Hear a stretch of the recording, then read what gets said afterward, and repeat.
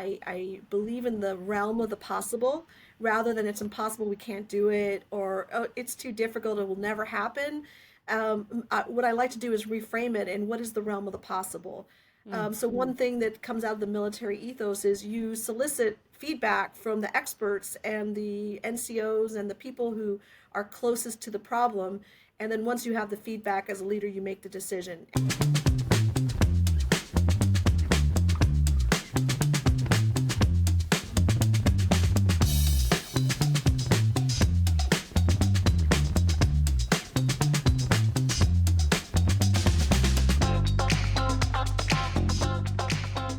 All right, welcome back to another episode of the Growth Minded CFO. We're here in New York City with Lauren. Yes, and with Alex.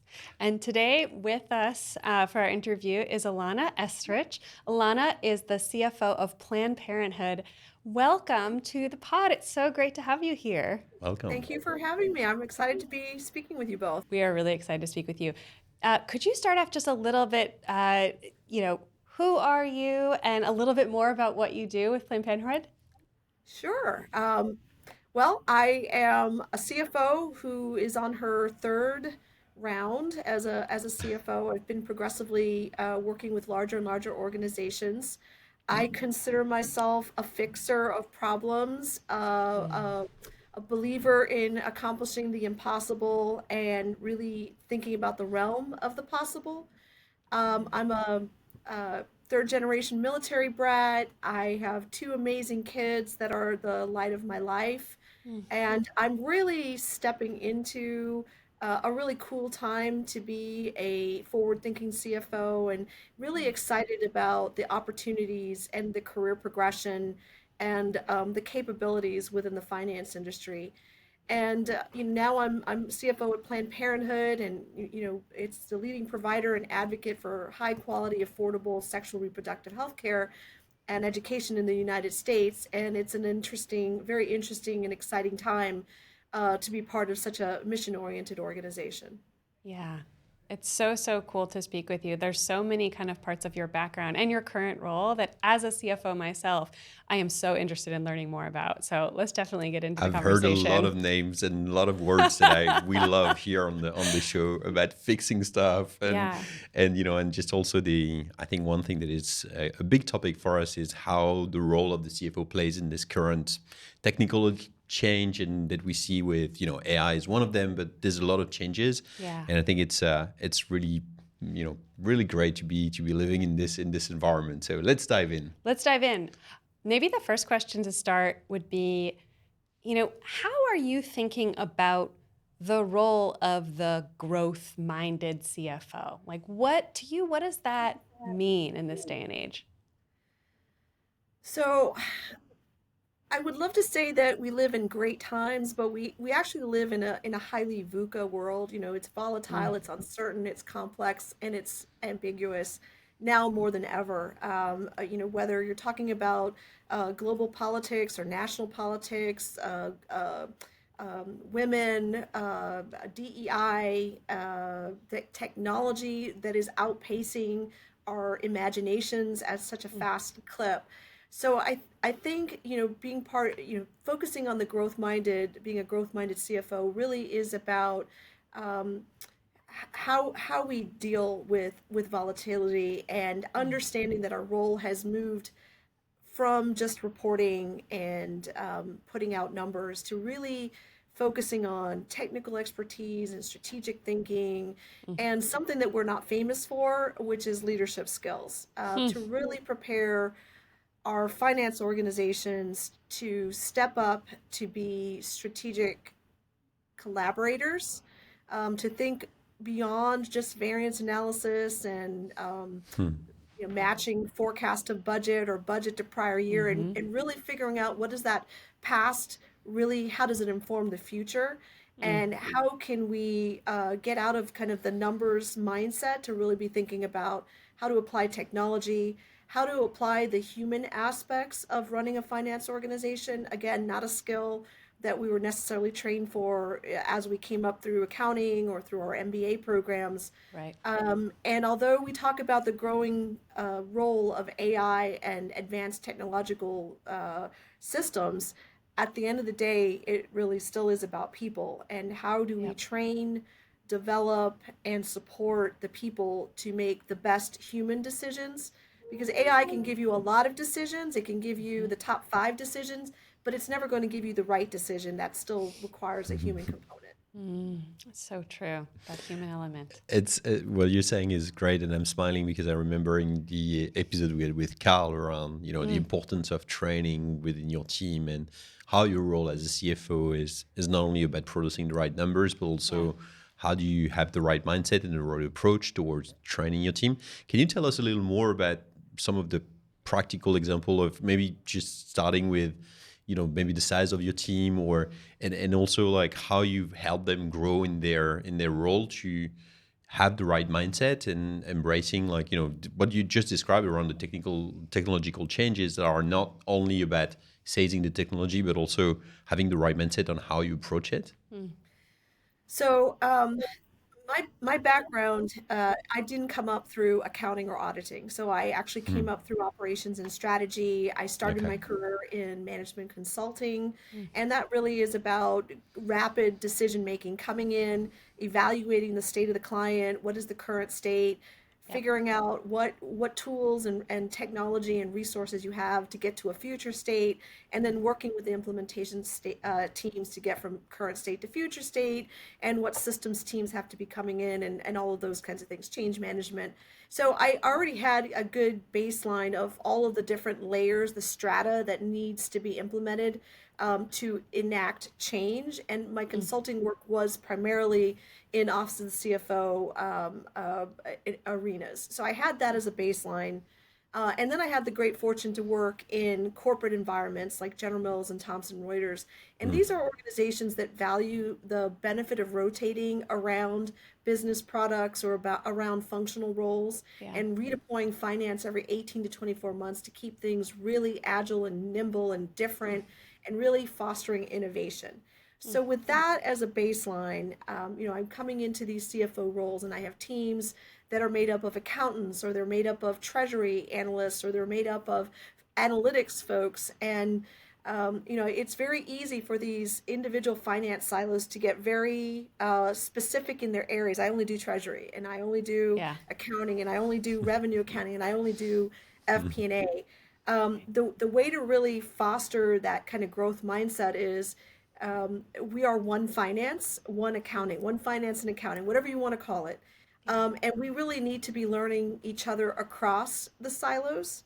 And so maybe they're not silos, maybe they're just permeable silos. Mm. So the treasury team needs to know what the impact is on FP&A, and FP&A needs to understand that AP and treasury work together, and accounting needs to understand how it's going to be marrying up to the year to go or the long-term strategic plan. And all of these individuals need to really understand the business that they're supporting. So Mm. whether that's marketing or manufacturing or development or advocacy or the legal team, we really need to be more integrated into the business and kind of step out from behind Excel and step out from behind our analytic tools and really understand what is the marriage between the numbers that we're working on and the business who are making the operational decisions. Mm. So, in order to do that, it also means focusing on training and development. It means investing in the individuals to go beyond just the CPA, to really be looking at other certifications or other training. Mm. It means communication. It means investing in change management. It Mhm. means sending people out to go get training in new technology, Mm. or even attending conferences and finding out what's out there. Who are the Mm. mm. different, who are the new applications, the new software, the new technology, staying on top of AI and the future beyond just RPA or machine language or machine learning. And what I look at it is I need to create enough succession planning in my organization so that Mm. when I win the lottery and I decide to go relocate to a beach somewhere, that there's enough infrastructure and enough of a structure within my Yep. organization so that people have a Mm. very clear understanding of where they can make lateral moves to, where they can make diagonal moves to, and who Mm. can move up. Because Mm. career progression is still very important. So I look at it as an opportunity to engineer myself out of a job Huh. and bring up the next generation of leaders, of financial analysts, of really innovative thought uh, specialists to Yeah. Yeah. support the organization. Would That's super interesting, It Ilana. is. One thing that I wanted to ask you is, do you also encourage your team to go see other areas of the organization? Like you talked a lot about having them going to conferences, learning, talking to each other within the finance team, but do you also encourage them to go to see salespeople, Yes. engineering, and other cool places in the organization? Yes, and I think I picked that up from, my time at General Mills being a Mm. rotational. Yeah. And I worked as a Yeah. finance analyst for Betty Crocker, and then I did some work in the logistics and supply chain area. Mm. Did work in food service, Mm. and so it was really important to understand R&D, Yeah. packaging, sales, operations, marketing, brand management, corporate finance, because when you're dealing, let's just say in a consumer products organization, and you have someone in R&D tells you, if you're gonna, I'll make this up, double the number of chocolate chips in that cookie pouch, and it's super, super expensive. And you're like, well, what does that mean? And they're Right. talking about 0.0001 penny per pouch. Again, I'm making all of this up. Right. But then you extrapolate to the number of pouches that have to be manufactured and Right. how you're going to source all of this extra chocolate chips and things like that. If you aren't in line with all of the packaging needs to be thicker and the cases are going to be heavier, and Right. if you're not in line with all of these other departments, then you're not necessarily going to add the value other than just be a pencil number cruncher and a paper pusher. Right. So using that experience, I do want my teams to understand, especially in the current environment, not just what is happening politically or legislatively or regulatorily to our business in the big, but they need to be understanding how those things are impacting our internal org units and departments Mm. so that when we look at things like budgets or forecasts or long-term strategic plans, that we really understand how to marry the number and why. So the Mm. what, the how, the who, but especially the why. Mm. And that we can kind of bridge the gap with our org units and departments to understand that an action has a reaction and actions have consequences, and make sure that the teams are all aligned. So yes, Yeah.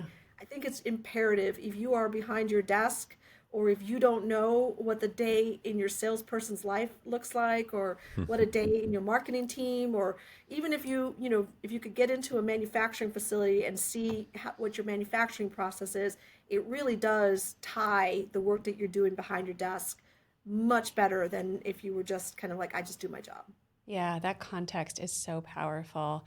Um, I wonder, we speak with so many CFOs who talk about leadership and issues with people and that being such a big part of the role. But as you mentioned, so many folks, so many CFOs, so many people in finance, we don't often focus a lot on management skills. A lot of us don't really get those opportunities to have formal management education. A lot of us learn it on the job. Mhm. And I wonder, you've had actually these wonderful experiences and sort of have this expertise in how to be a great manager and how to build a team, both from the wonderful companies you've worked for and even military background where there's notoriously wonderful training in these sorts of things.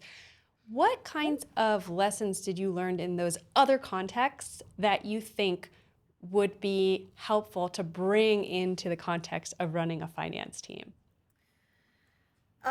So my management style, my leadership style is informed by military. I went to college on a 4-year ROTC scholarship and I was commissioned as an officer in the Army. I am third generation military, and so I grew up with it. Yeah. It's an important part of who I am, and It informs things like mission, people first, mission always. So I Yeah. do want to put my people first, but we have to remember that there's a job to be done. Um, as part of the training to lead people, especially since you are training for combat and you are training to take people into dangerous situations, there's a big ethos on taking care of your troops and making sure that they get food and rest and water and the mail and little things are really important when you're Mm. out in uncomfortable locations and situations. Yeah. Simon Sinek says leaders eat last, right? But in his book, he also talks about the fact that the leaders also have to take care of themselves. Mm-hmm. And it's a little bit like the concept of getting on an airplane and putting your mask on first. You're obviously going to take care of your troops, but if you don't put your mask on, then you're not going to be in a position to lead. I mentioned early on that I believe in the realm of the possible rather than it's impossible, we can't do it, or oh, it's too difficult, it will never happen. What I like to do is reframe it and what is the realm of the possible. Mm. So one thing that comes out of the military ethos is you solicit feedback from the experts and the NCOs and the people who are closest to the problem. And then once you have the feedback as a leader, you make the decision. And while it might not always be a unanimous decision, there is a concept that even Amazon uses, which is disagree but commit. Um, so as a leader, that concept of I've received all the information and based on my expertise, I'm going to make a decision. That's important. Um, and then just the kind of borrowing from the Marines, kind of the adapt and overcome, right? So it Mm. might not be perfect, but we've got to move forward. So leading with a sense of 80-20, Mm-hmm. it would be it's better to move forward with imperfect action than perfect inaction. So that is part of my ethos as a manager and a leader. And the second thing is, I don't do it by myself. I mean, there is a supporting cast of thousands because I like to establish really strong mentoring relationships. Mm. And as I've come up and now I'm in a position of being a mentor, then I want to reach back and start bringing people along with me. Yeah. And so I've had the grace to have some amazing mentors. You know, my father is a retired military officer, he's a retired finance executive. And to this day, I make decisions based on what would dad do. Mm. Um, and he's an amazing dad, he's an amazing That's so grandfather. cool. And I still use that as my kind of sounding board. But Mm-hmm. I also have my own personal board of directors. These are people that I've met in my career, that I meet at conferences. We start to run into each other. And Mm. in fact, I have a group of women CFOs that we have a WhatsApp group. And we use each other as sounding boards. Use each other to kind of, is this imposter syndrome or am I going down the right path? Mm. So using, having your own personal board of directors, and even just on the friendship, I have a very tight knit group of personal friends that I can just be myself and kind of use them as a sounding board as well. Yeah. So the military ethos of really strong mentorship and then returning the favor and making Yeah. sure that I'm not stingy with my connections or with my knowledge. And if Mm-hmm. someone has the strength of character to reach out to me and say, "Hey, can I ask you a question?" That door is going to come open. They're going Yeah. to be welcome in, and I'm going to do my very best. And if I don't have the answer, I'm going to use my network to find the answer and Mm. connect that person with the right information. And I think those three things really inform my ethos as a leader. That is so cool. I Yeah, love that's that. great. I'm super impressed and by the clarity of like the learnings from the Mm-hmm. military background. Yes. And I have one question for you because I think it's interesting for us, especially with the young generation that is not as much uh, it might feel a little bit more far away from from their generation and stuff, and that's something that I struggled with as a CEO Mm. because sometimes they're just kind of disconnected from that and this kind of like military background. I come from a military family as well, Mm. and sometimes I'm not sure if I can use this kind of like military ethos in the way I'm actually using it, but I'm not saying it, if you see what I mean. So I'm kind of curious, like, do you say it clearly, or is this just something that informs the way you make your decision and run your team? Well, there's this misconception that people with military backgrounds with the hair and, very regimented, You both have great hair, by the way. that's not how I try to present myself. I Yeah. just use the learnings that I know that you Mm. get Yeah. more productivity, more collaboration. When you do set strong guidelines, these are your left and right boundaries. Mm-hmm. Mm. The concept of delegation, there are a lot of people who are not comfortable with the concept of delegation, but if you have a strong team with strong leadership and you let them know what your commander's intent is, right? This is what Ilana wants to accomplish. This is the who, what, when, where, how, and why. And by the way, I trust you as a professional as being the closest to the problem within that context of commander's intent to make the right decision. And they feel the autonomy and the liberation of having that being delegated to them. And they know that they can always come back to me for more guidance. I'm going to get more creativity out of them. Having that ethos doesn't necessarily mean that I'm out there yelling at them like it was, boot camp or drill, as a drill instructor. I don't think that that necessarily works very well in the corporate world.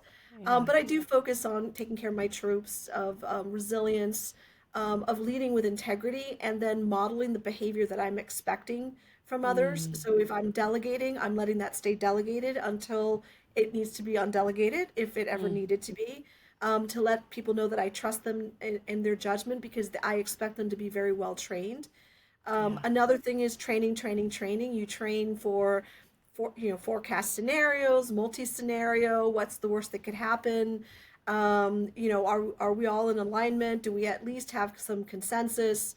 And even tools like the after action reviews, like what went well, what didn't work well, and what could be better. Those are really good tools. There's Yeah. nothing negative about them being connected with the military. There's another thing is red teaming. Okay, so if you were the bad guy, if you were the what would you say is wrong with this process? Can you Yeah. poke holes in it?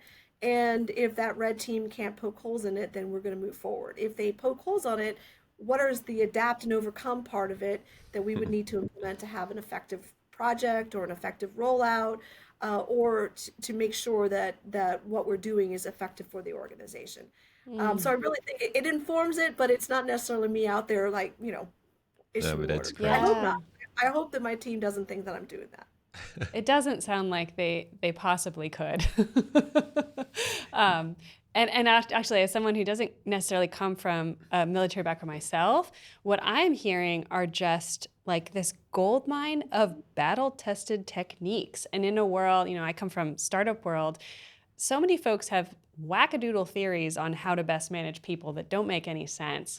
So, someone who has a background in how to bring folks into a stressful, dangerous situation and work together really well as a team, that's the person I trust to run my Yeah. team of any kind. Well, and I think this is also a good example, and I think you talked about the uncomfortable situation that you Yeah. encounter on the battlefield. But I think when you build a business, this is a kind of a similar situation where over time you learn that there's things that are way worse than the situation you are in right now, and it's also resetting this expectation of okay, this have been way worse in the past, so this is informing like how I'm operating today on a Sure. day-to-day basis, and I think it's also super important. Thanks so much for sharing this. I think it's great feedback from my perspective. I'm a really big fan of extreme ownership, and I recommend this book to anyone. It's a book that has been written by two SEALs, and I think it's basically a management book that is derived from all of that. So So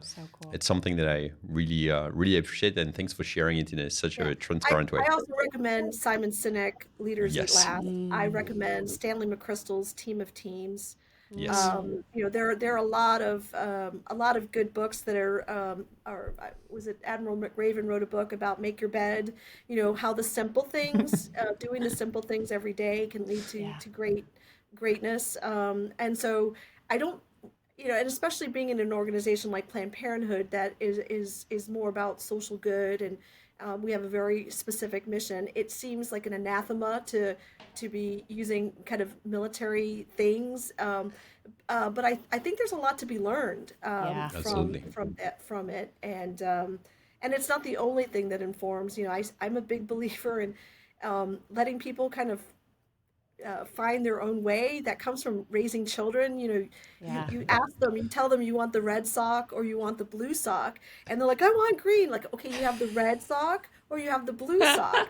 And so you are still creating some limitations about what pathways people can take, but Yeah. you're allowing them to take ownership of at least that decision, and then learning from that decision, and then getting smarter about what questions they should be asking back, right? Yeah. Thank So you so true. much, Helena, for sharing this. Yeah. We're just gonna take a small break here because we passed the 20-minute mark. It went so fast. Yeah. Now for a quick break for a word from our sponsor. The hypergrowth era is over. This is the age of profitable, sustainable growth. Remember a few years back when securing investment seemed so easy? Today, not so much. Interest rates are up, valuations are down. Money is scarce, and it doesn't come cheap. You need to stand on your own 2 feet. A grow at all costs mindset simply isn't viable in the current market. Today's top priority for businesses is to optimize the customer experience to maximize lifetime value and retention. Marketing, sales, and success have seen decades of investment in the art of optimizing the customer experience. It's time for finance to catch up, to push for the same level of sophistication as the other disciplines, to ensure the finance touch points become positive elements of the customer experience. It's time for financial relationship management. This is your CRM for customer engagement through the finance process. Finance have long been under pressure to collect invoices, but not able to focus on the customers those invoices represent. With FRM by Upflow, you can bring the B2C customer experience to your B2B finance process. We've taken a completely new, customer-centric approach that'll set your business free. In fact, we are so confident that we underwrite the value of FRM difference through our unique money-back guarantee. If Upflow doesn't deliver at least double its cost in savings, you get all your money back, no questions asked. Faster payments, better customer relationships, and fully realized growth potential. It's time your finance function embraced the change. Enjoying today's episode? Don't forget to subscribe on your favorite podcast app and tell a friend about the show. Now back to the episode. And welcome back. We are had already a great conversation so far about leading teams and sort of building this thriving culture in an organization, and all of the lessons learned that have helped you do that in your career, which have been so fascinating. I'd love to talk a little bit about taking on the role of a CFO in such a public organization. As a CFO myself, I'm so curious how you prepare for that, what sorts of things you think about, and also sort of the path to get there and to get to a place where you feel really comfortable and confident taking it on. So what was your experience, and what can you share with the rest of us? So it can be a unique path. I think a lot of people just assume that I will be in accounting, I'll have my CPA, I'll be an auditor, and then I will just be in accounting and I will reach to the top. And I think that is changing a lot. The pathway, I come from operations and strategy. I don't have a CPA. I do have an MBA. But it really is about maximizing your impact throughout your career. And people who move laterally from other functions into finance, you have as much opportunity to reach the CFO position as anybody else. What it takes is ensuring that you're viewing finance not just as a function of control and reporting, but also as a driver of innovation and value creation. There are some core skills that we need to have, and I think that's where people get into the mindset that I need to have that CPA. At the CFO level, I have an entire accounting team. So while I understand in broad swaths GAAP and what FASB pronouncements and impact on the changes to the lease, all of that stuff, there is an accounting team who is directly responsible for those things. Again, I don't have to have the minutia details. That's what that team is for. Right. So it becomes, as you move up, it becomes less about the specific things you know, and now it becomes, again, how broad you are. So you've now moved up the funnel in the opposite direction, and you're getting more broad. So you need to be able to balance the core skills of just being a finance and accounting professional with these new skills of leading people, making decisions, being strategic, new technology. It requires us to be ahead of industry trends for those who are in the private sector or in the public sector, Mm, technological advancements, and the evolution of business models.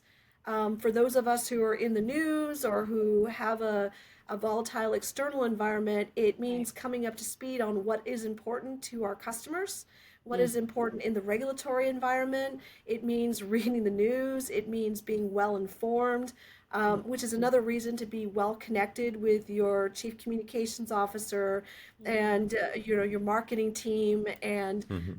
all of those other kind of outward facing teams, the strategy team.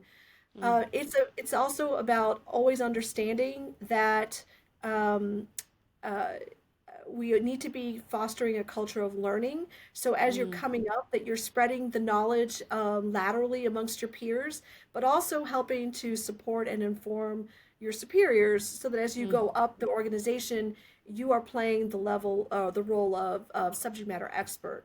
mm, But at some point, the subject matter expert becomes very limiting, and you're known for just this right. thing. So you want to keep your aperture very wide and Mm, become very cross-functional, to show that you can very quickly add value. And sometimes it's mm. just plain stupid luck to be in the right place at the right time. And just make sure that you're connecting with people and that people know what your capabilities are. And then the last thing is stretch outside of what Mm, your expectations are. So if you're an accountant and you're going up the accounting route and you have an opportunity to cross train with FP&A, or if you're FP&A and you have an opportunity, there's an opportunity in treasury, take those stretch opportunities as a way of growth and of learning. mm, You don't have to be an expert. A lot of this, we're winging it. Even CFOs in the biggest companies, they're not experts on everything. They are still learning. So read the books, read the journals, go to the webinars, go to the conferences, meet the vendors, connect, aggressively connect inside your field, but also outside of your field. mm.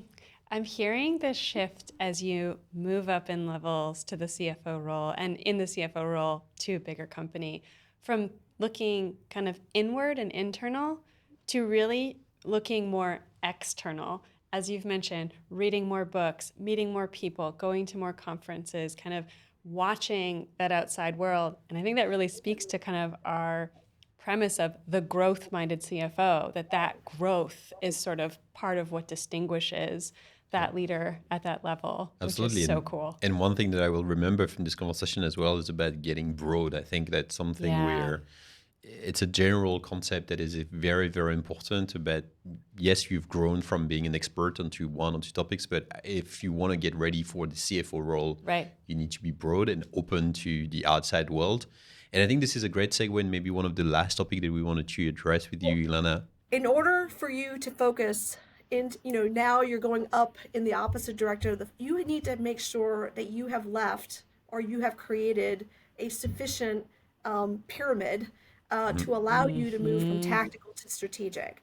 So in Hmm. order for you to really be at a point where you can be an effective CFO, in my opinion, is you need to make sure that you have a strong leadership team, that Mm, they are very clear on what your intentions are, what the parameters of their decision making are, and that they are cascading it down. So it's a series mm, of triangles, if that makes any sense, totally so does. that the folks at the very bottom have an idea of what that progression is up. But once you're now in the top role, that this pyramid is sufficiently strong to allow you to be focused up and focused out, Hmm. because the CFO is not closing the books. The CFO is not Right. ticking and tying debits and credits. The CFO is supporting the CEO and the rest of the C suite and the rest of the leadership and the Mm, boards and the committees and the shareholders, and is working as an external face to the organization in regulatory agencies and yep. in all of these other. So if you want to get to a position where you can be effective thinking up and out, do not ignore making sure that you have a strong base, that Mm, everybody knows what role they play, mm. how they fit into the organization, what their parameters are, and what their opportunities for growth and development. If you do not have this as a strong foundation, you will cave.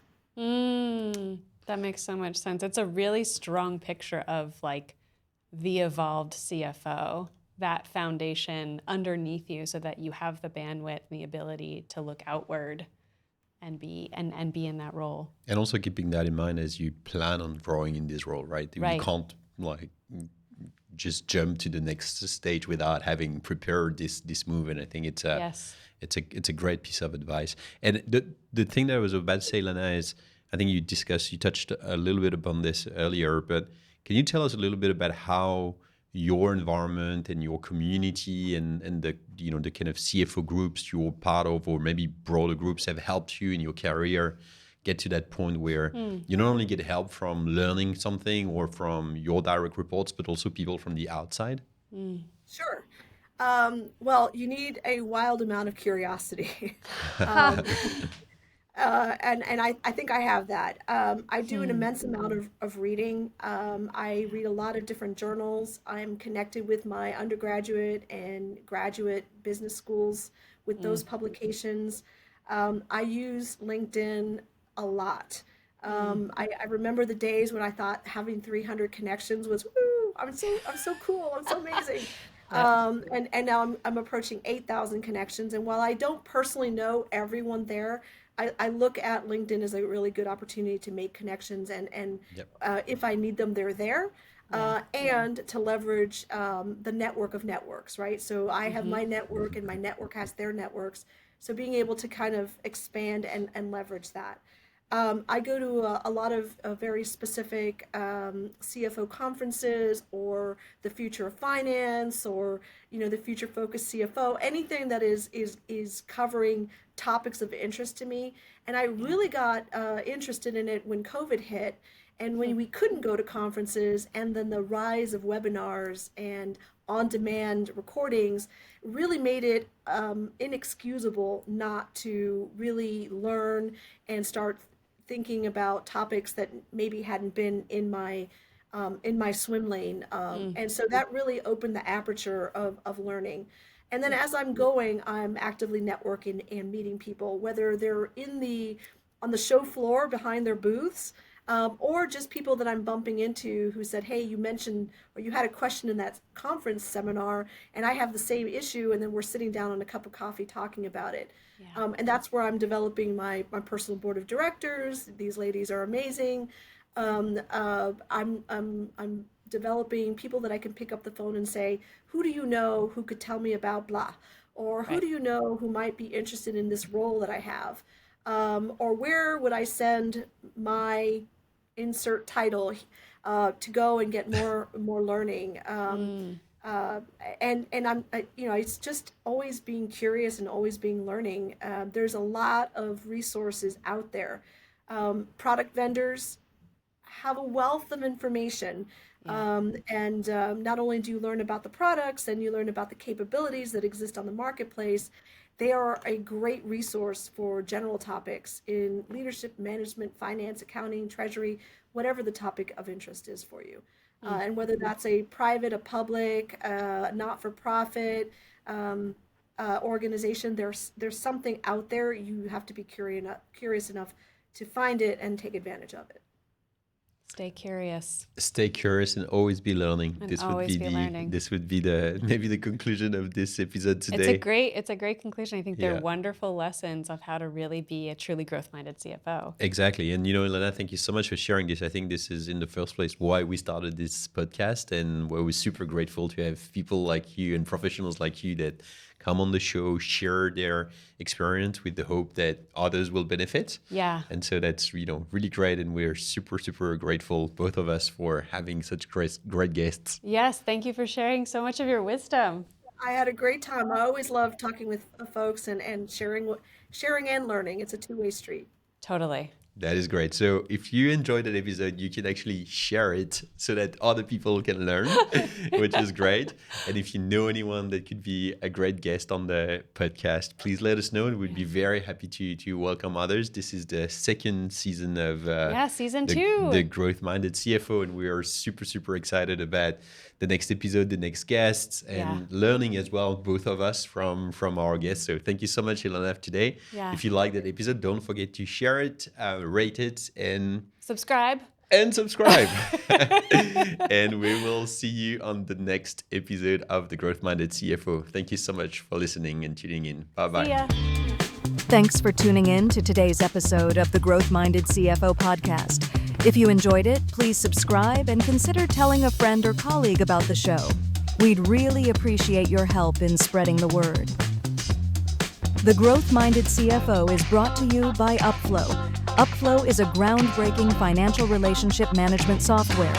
Think of it like a CRM for finance. Upflow enables businesses like yours to collect cash faster, build stronger customer relationships, and achieve efficient long-term growth. Join thousands of forward-thinking finance leaders and go from chasing invoices to engaging customers. Find out more at upflow.io.